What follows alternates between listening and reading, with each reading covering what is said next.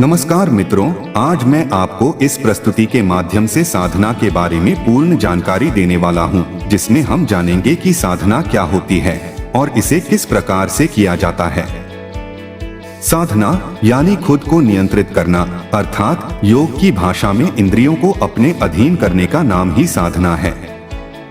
इसे हम स्वयं पर नियंत्रण कर अपने मन मुताबिक फल हासिल करने का तरीका भी कह सकते हैं। हम साधना के पथ पर निरंतर जितना आगे बढ़ते जाएंगे, उतने ही हम बाहर और अंदर से मजबूत भी होते जाएंगे।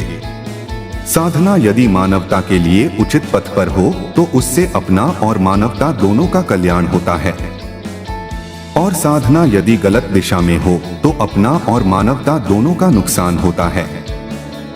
इसलिए गीता और चारों वेदों में मनुष्य को श्रेष्ठ साधक बनने की प्रेरणा दी गई है। संसार में जितने भी महापुरुष या ईश्वरीय गुणों से भरपूर तपस्वी जन रहे हैं, वे सभी एक श्रेष्ठ साधक भी रहे हैं।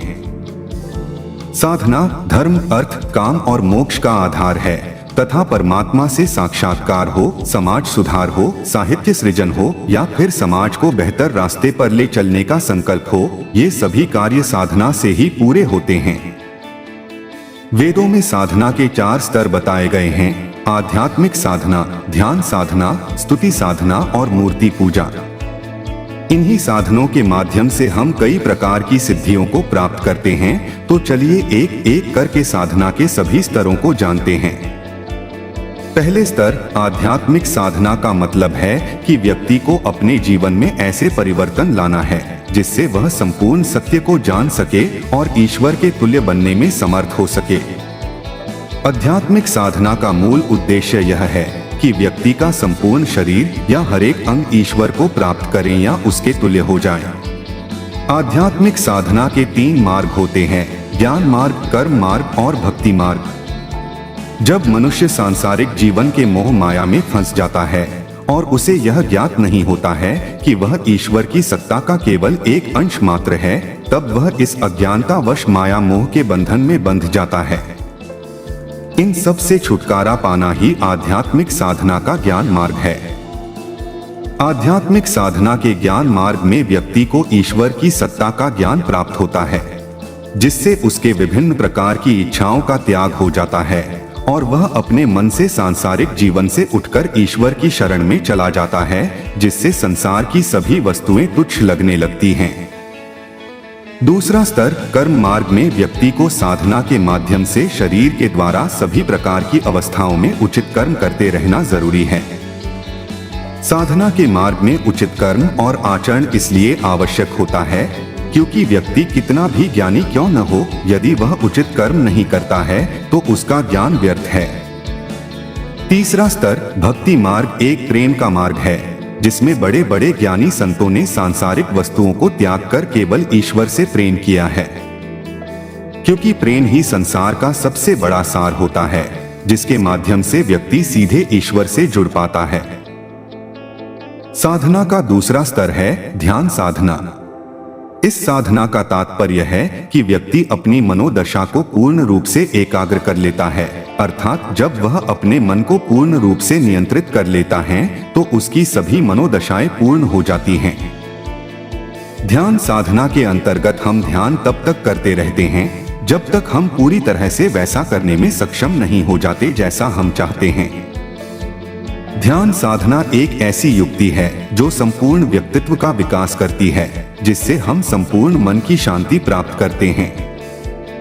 मूलतः ध्यान साधना को 4 भागों में बांटा गया है: पहला देखना, दूसरा सुनना, तीसरा श्वास लेना और चौथा आंखें बंद करके तथा मौन होकर सोच पर ध्यान देना। देखने को दृष्टा या साक्षी ध्यान, सुनने को श्रवण ध्यान, श्वास लेने को प्राणायाम ध्यान और आंखें बंद कर सोच पर ध्यान देने को भ्रिकुटी ध्यान कहा गया है। साधना का तीसरा स्तर है स्तुति साधना। इस साधना में भक्तों द्वारा अपने इष्ट देव का गुणगान किया जाता है। इसमें हम अपने ईश्वर का स्वरूप, उनकी महिमा तथा उनकी शक्तियों के विषय में गुणगान करते हैं और निरंतर आस्था रखकर उनको पाने का प्रयास करते रहते हैं। साधना का चौथा स्तर है मूर्ति पूजा। इस साधना में साधक सिद्धि प्राप्त करने के लिए भगवान की मूर्ति को दिन रात पूजा करता है और अपनी मनोकामनाओं को पूर्ण करने के लिए भगवान से प्रार्थना करता है। मूर्ति पूजा में साधक किसी पत्थर, मिट्टी या अन्य चीजों से अपने इष्ट देव की प्रतिमा तैयार करता है और उसमें सर्वगुण संपन्न परमात्मा की छवि को महसूस करता है। मित्रों, अभी तक आपने ये जाना कि साधना क्या होती है तथा इसके कितने स्तर होते हैं। अब हम जानेंगे कि साधनाएं किस प्रकार से की जाती हैं। हिंदू धर्म में सिद्धियों को प्राप्त करने के लिए हजारों प्रकार की साधनाओं का वर्णन किया गया है, परंतु हम आपको इस वीडियो में मुख्य 4 प्रकार से की जाने वाली साधनाओं के बारे में बताएंगे, जिसके माध्यम से आप हजारों प्रकार के लाभ प्राप्त कर सकते हैं।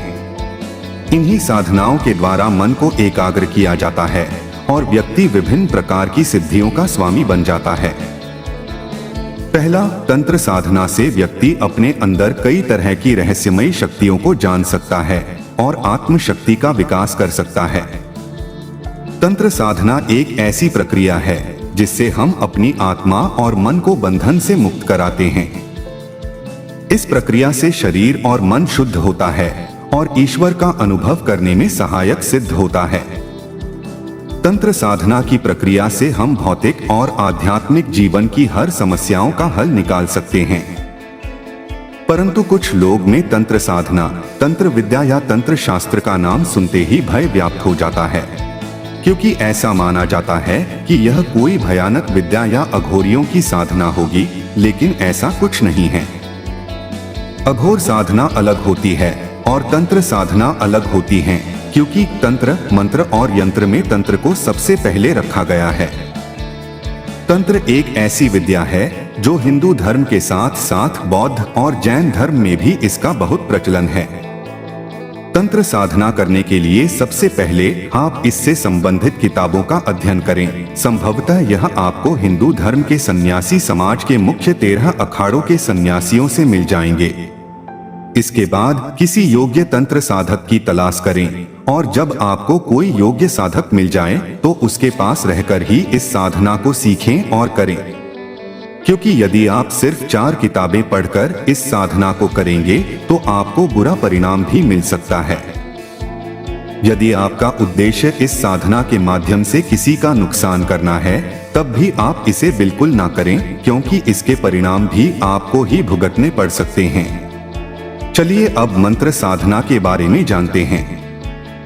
यह एक ऐसी साधना है जिसके द्वारा हम सांसारिक बाधाओं को तोड़कर आध्यात्मिकता की ओर बढ़ते हैं, जिससे हमारी जीवन की सारी समस्याएं समाप्त हो जाती हैं। मंत्रों का जाप करके अपने अंदर के समस्त विकारों को निकाल देते हैं, जिससे मन और मस्तिष्क में एक नई ऊर्जा का संचार होता है। हिंदू धर्म में मंत्र जपने का बहुत बड़ा महत्व है, क्योंकि मन को एक तंत्र में लाना ही मंत्र कहलाता है। उदाहरणार्थ, यदि आपके मन में एक साथ हजारों विचार चल रहे हैं, तो उन सभी को समाप्त करके मात्र एक विचार को स्थापित करना ही मंत्र का लक्ष्य होता है। यह लक्ष्य प्राप्त करने के बाद आपका दिमाग एक आयामी और सही दिशा में गति करने लगता है।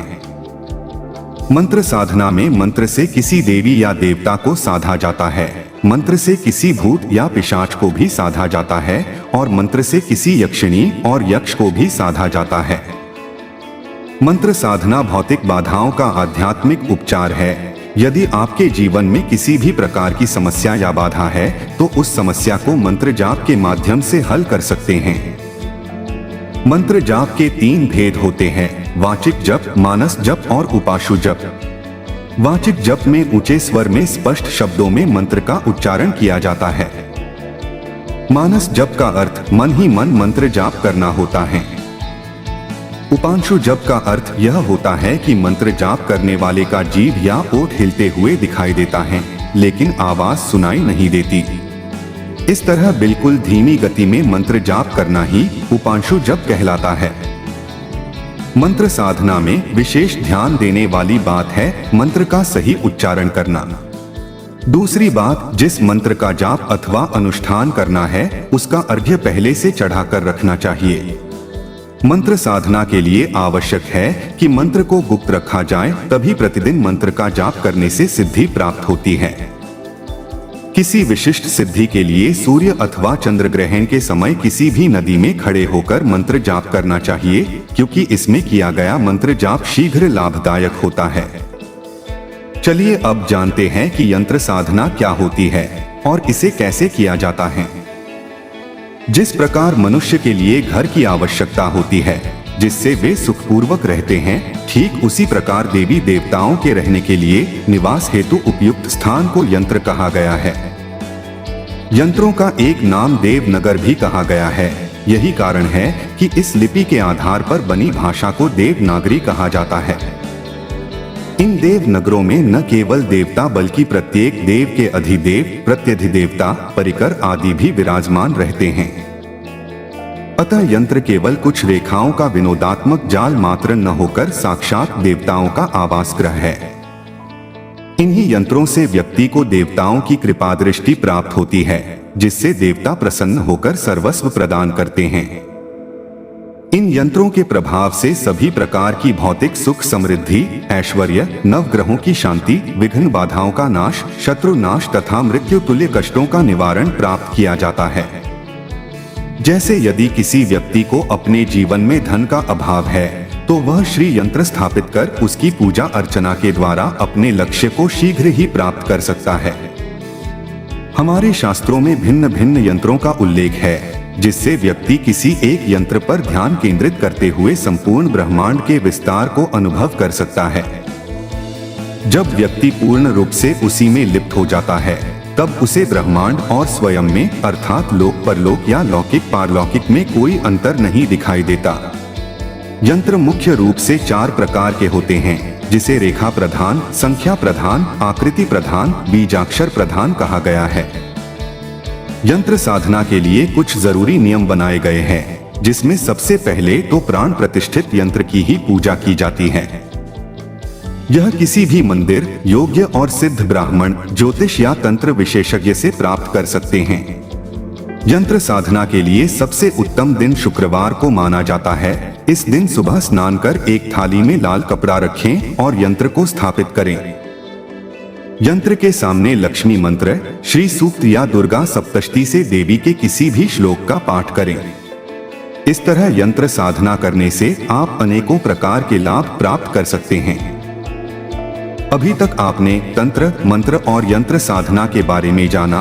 अब हम जानेंगे कि योग साधना क्या होती है और इसे किस प्रकार से किया जाता है।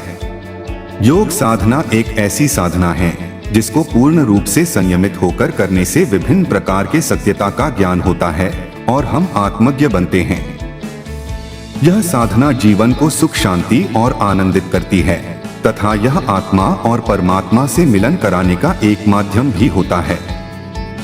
योग साधना मनुष्य जीवन के लिए बहुत महत्वपूर्ण माना गया है, क्योंकि योग से ही हमारा शरीर स्वस्थ और निरोगी रहता है, जिससे पूरे शरीर में नई ऊर्जा का संचार होता रहता है।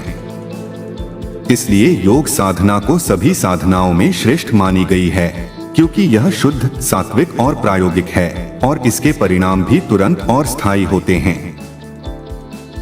शास्त्रानुसार योग साधना के 8 अंग बताए गए हैं, जिन्हें अष्टांग योग भी कहा जाता है।